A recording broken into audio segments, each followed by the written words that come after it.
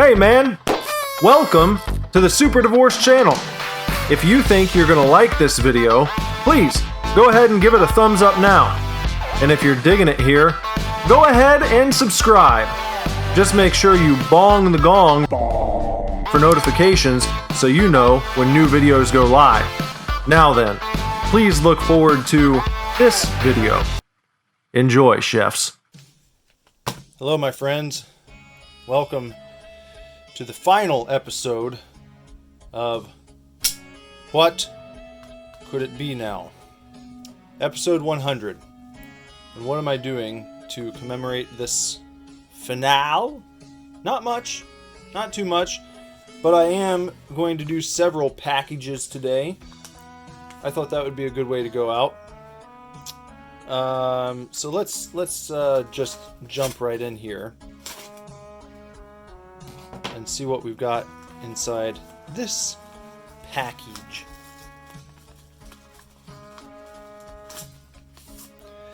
Well, look at that. That is the human sunbeam himself. That is our Uncle Ethan Van Sciver greeting us and saying hello.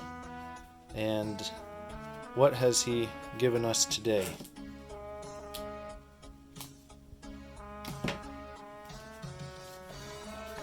I think I know what's in here. I think I know. I thought those were frogs at first. I thought he might have had custom Cyberfrog envelopes made. Maybe something to think about. Alright. We have, of course, the Cyberfrog.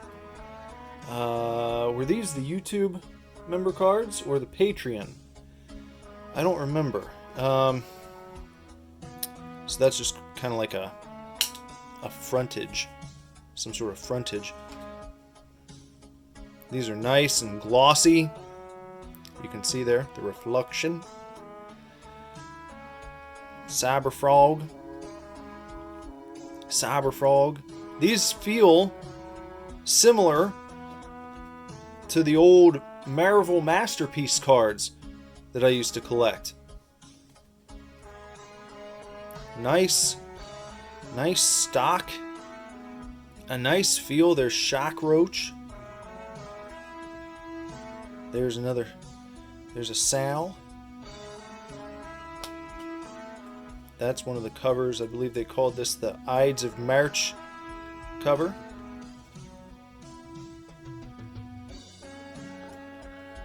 For Wrecked Planet. Hey, there's the Salamandroid poster. Yeah. I've got a poster of that. Just over... we actually unboxed that a while back. If you go back and check the episodes, I can't remember which episode number it was, but I actually unboxed my Blacklight Salamandroid poster on a previous episode of What Could It Be Now, and that's the same picture that was used for the poster. There's the Team Up cover. I've got that one on display in my office as well. Some cool cards here. Bringing the cards back in a big way. You gotta love it. So there we go. That's mystery number 1. Alright. That's the first package. And next up, we have another from All Caps Comics from Uncle Ethan. Actually, this one probably has a pull tab, doesn't it? Does it have a pull tab? Most of these baggies have a... Damn it. Most of these baggies have a pull tab you can use. Actually, this one didn't seem like it does. Let's kind of manhandle it open here. But you've got to love that Ethan goes through all the trouble to make his own custom bags. Little things like this make customers feel like they're cared about, you know? You've got to enjoy that. You've got to give props. Now this is one of the old school Cyberfrog shirts from Crypto Fashions. And these are all gone now. This is one of those things that I remember when these first went up for sale, and I was like, I'm going to pick one of these up. And back at that time, I think he had also just put up the Soilo shirts. If you remember the Soilo shirts, I was like, well, I'm going to grab a Soilo shirt because it was more timely. And I wanted to wear my Soilo shirt when I went to the movie theaters to see Soilo in person. And then I just kind of forgot about getting back around to ordering one of these. And, well, last week or so, Ethan was on Twitter, and he said, hey guys, we've got a few of these old original Cyberfrog shirts left, but once they're gone, they're gone. And I went ahead and nabbed one. I think I might have gotten the last large in this design. So that's pretty cool. So 2 Cyberfrog related packages in a row. Now what do we got here? In our, they call this manila, is a manila envelope. Never understood that. I wanted to say vanilla, but it's not really vanilla-y. It's more, if I had to liken it to an ice cream flavor, I'd say this might be a butterscotch. Give me one of those butterscotch envelopes. Okay. And in here we have, this is, oh, it's, we've got the taped age. I'm gonna have to make sure I don't slice anything important here. Luckily this knife is pretty ample.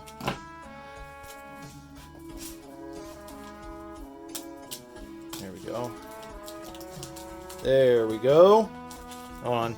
Needs just a little bit more slicing and dicing. There we go. And we've got, this is a custom piece that I won on the most recent Comicsgate art auction, the spring edition. I picked that up. Oh, and look, I've been given a bonus as well.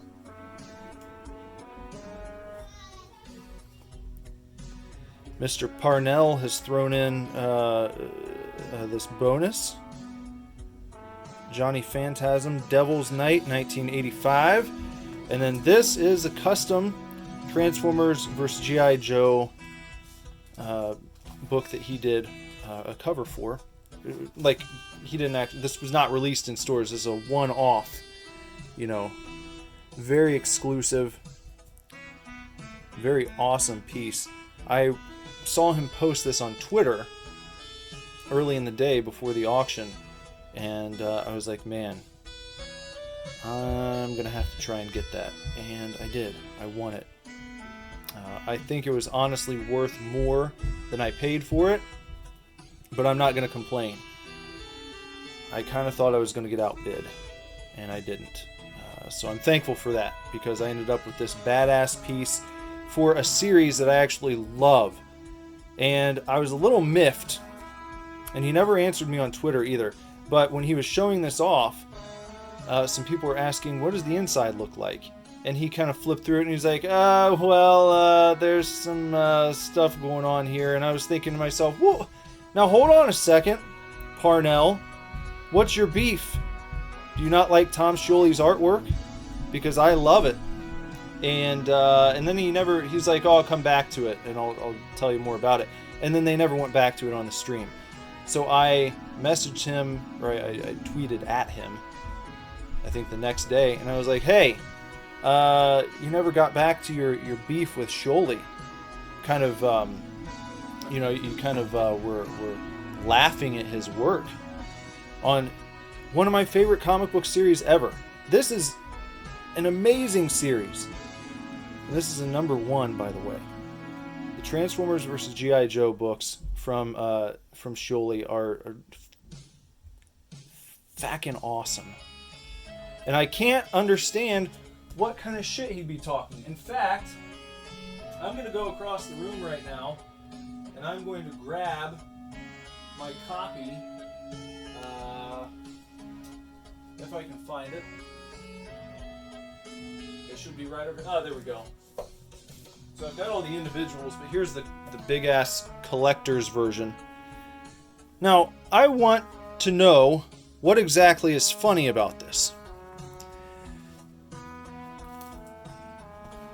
Can anyone tell me what's so hilarious? For a G.I. Joe Transformers book, I think the style is just, it's like a home run. The colors, the kind of, I mean, Sholey has like a very throwback, you know, Jack Kirby influenced style, as you can see. So he's not drawing in the sort of modern, well, when I say modern, I'm really thinking like 90s, early 2000s when mainstream comics were still good. He's got a throwback style for sure. But after reading this, I'll go and look at other Transformers comics, and I want them all to, and G.I. Joe, by the way, and I want them to look like this, because it has like this very toyish, playful, but also kind of brutal at times look to it. And the story is just, it's badass. Sholey does a lot of cool things with like the process. If you ever listen to him talk about how he creates his work, he does a lot of experimentation. A lot of different techniques.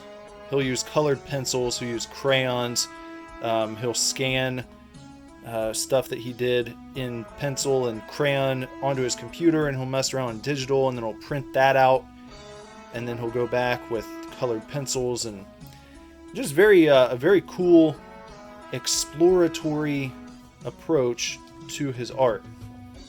And maybe it's not your style, maybe you don't dig it, but I think it's pretty badass. So maybe someday Mr. Parnell will feel inclined to go ahead and let the class know what's so funny about Tom Sholey's artwork in this amazing comic book right here. Maybe we'll find that out later. Maybe I'll get to talk to him myself someday. And you can bet your ass if I do, I'm going to bring it up. I'm not letting them off the hook on that. I want to know what's going on. Okay. Last one. This is the last box that will be opened on what could it be now. So let's find out what it could be today.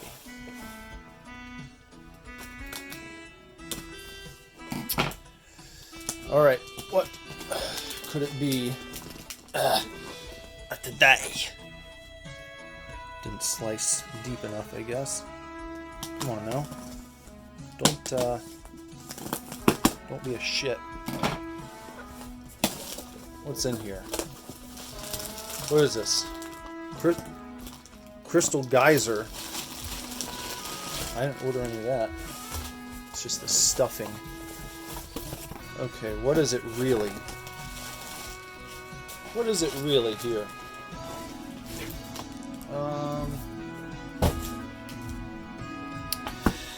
This is a PITT lot. 1, 2,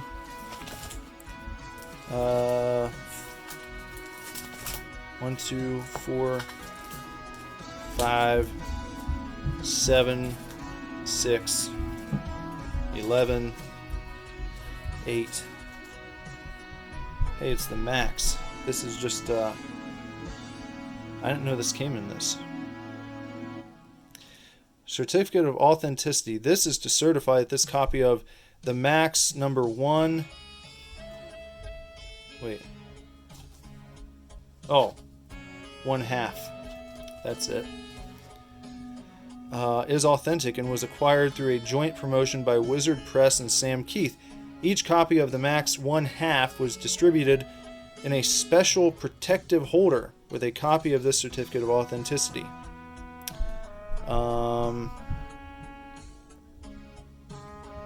Okay, I didn't even realize this was in here. But that is the Max special 1/2 edition. Well, that's a neat little bonus. There's the Max number 2 and 1. I didn't even realize that the Max stuff was in here. I wonder if that was thrown in or if I just overlooked it on the listing. And then here's a PITT. Oop. Trade paperback number 1. This is the second printing. So without even realizing it, guys, this was pretty much a Comicsgate episode of What Could It Be Now? Because we got Dale Keown, you know, we got Ethan. Where did I put this shit? Now, hold on a second. We got Parnell, and we got more Ethan here with the cards. So I think that's a pretty good episode to end on. All things that are good. All good stuff. And yeah, that's nice. That's a nice episode to hang our hats on. Now, will I ever do unboxings on the channel again? Probably, but I'll probably just do them in a live stream, you know, or what have you. This show is over. It did not pull in the ratings. The executives, they were looking at the ratings and they're like, you're not getting any engagement. You're not getting comments on these videos. You're getting maybe 2, 3, 4 views. People don't want to watch your unboxing videos. So I'm pulling the plug. I said I would make it to 100 episodes because I had done so many. And this is where we're going to call it. That's that. No more What Could It Be Nows. If you want to watch more of them, you're going to have to go back in time and enjoy the previous episodes. Or maybe if there's a cult following and people start wearing What Could It Be Now shirts to conventions and they start emailing me and adding me on Twitter and messaging me and leaving comments on YouTube and that we miss What Could It Be Now. We want to hear that. We want to hear the MIDI in the background. We want to see you unbox things. Maybe. But as for now, it's over. It's done. This is it. So, thank you for watching. If you haven't done so, please sub to the channel. Like this video, comment below, share it with your friends, share it with Comicsgate. We got a nice Comicsgate episode here. All things CG, and mostly all things CG. We featured some non-CG stuff, but mostly. There is CG stuff in every package, let's say that. And for now, I'm going to head out of here. So if you'd like to listen to Super Divorce music, please head on over to Spotify, iTunes, Apple Music, wherever you stream your fucking horse shit. Check it out. If you want a physical copy of a Super Divorce album, you can go to superdivorceme.com. Superdivorceme.com. You can get yourself a CD, a cassette tape, a vinyl record, whatever you'd like, and celebrate the entire catalog. Why don't you? All right. My friends, take real good care. Keep kicking ass. Love you lots. Lord willing, I'll be back very soon with another video for you to watch. It just won't be What Could It Be Now. Thank you. Goodbye. Super Divorce. We gonna go viral with this one.